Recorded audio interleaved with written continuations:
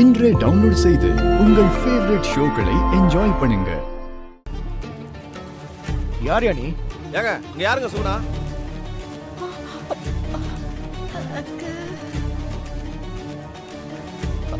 நான் தான். நீங்க தான் கிளவுட் கிச்சன் வச்சு நடத்துறதா? ஆர்டர் கொடுத்தா ஒழுங்கா டைமுக்கு டெலிவரி பண்ண மாட்டீங்களா?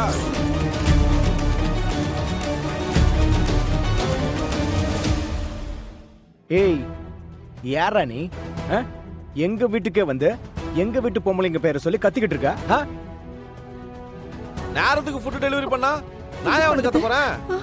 ஏய் என்னடா உளர்ற? அந்த மாதிரி எல்லாம் இங்க எதுவும் கிடையாது. என்ன காசு வாங்கிட்டு ஃபுட் டெலிவரி பண்ணாம ஏமாத்துறீங்களா? ஐயோ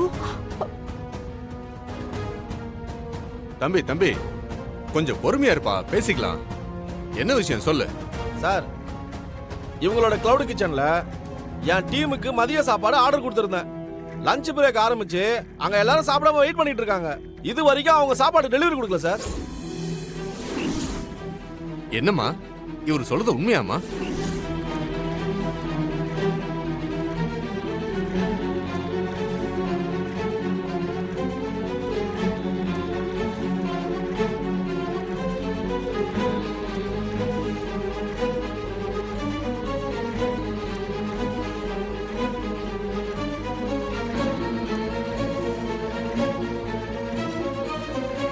ஏண்டி அவன் சொல்றது உண்மையா? உன்னை தாண்டி கேட்கிறேன், அவன் சொல்றதெல்லாம் உண்மையா? அப்போ எனக்கு தெரியாம இந்த வீட்டுல திருட்டுத்தனமா பிசினஸ் பண்ணிட்டு இருக்குதா?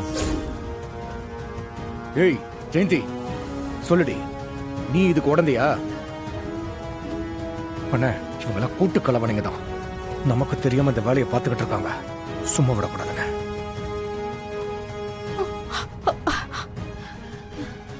ஏய் என்ன பாரு பாருடி, எவ்வளவு தைரியம் இருந்தா என்னையே ஏமாத்திருப்பீங்க.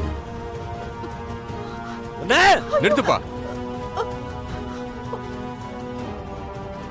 என்ன கிருபா அதெல்லாம்? இப்ப இவங்க என்ன தப்பு பண்ணிட்டாங்கன்னு இப்படி எல்லாரும் முன்னாடி கை வாங்கிக்கிட்டு இருக்க? இவ்வளவு ருசியா சமைக்கிறவங்க கிளவுட் கிச்சன் நடத்தினா என்ன தப்பு?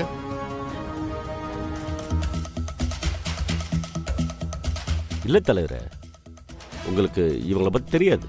இங்க பாரு கிருபா, நம்ம கட்சியை பொறுத்த வரைக்கும் லேடிஸ் ஓட்டு தான் ஃபர்ஸ்ட். இப்ப உன் வீட்டு பொம்பளைங்க சமைச்சு கொடுக்கறதுல உனக்கு ஏன் இவ்வளவு கோவம் வருது? அது வேற ஒண்ணும் இல்ல. எங்க இந்த பொம்பளைங்க அவங்க கட்டுப்பாட்டை மீறி போயிடுவாங்களோன்னு பயப்படுறாங்க.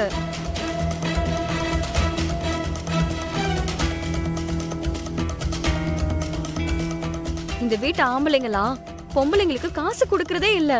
வீட்டு செலவா இருந்தாலும் சரி, சொந்த செலவா இருந்தாலும் சரி, இவங்க கிட்டதான் கையை நீட்டி நிக்கணும். அப்ப கூட அவங்க பொருளா தான் வாங்கி கொடுப்பாங்க, கையில காசு கொடுக்க மாட்டாங்க தலைவரே.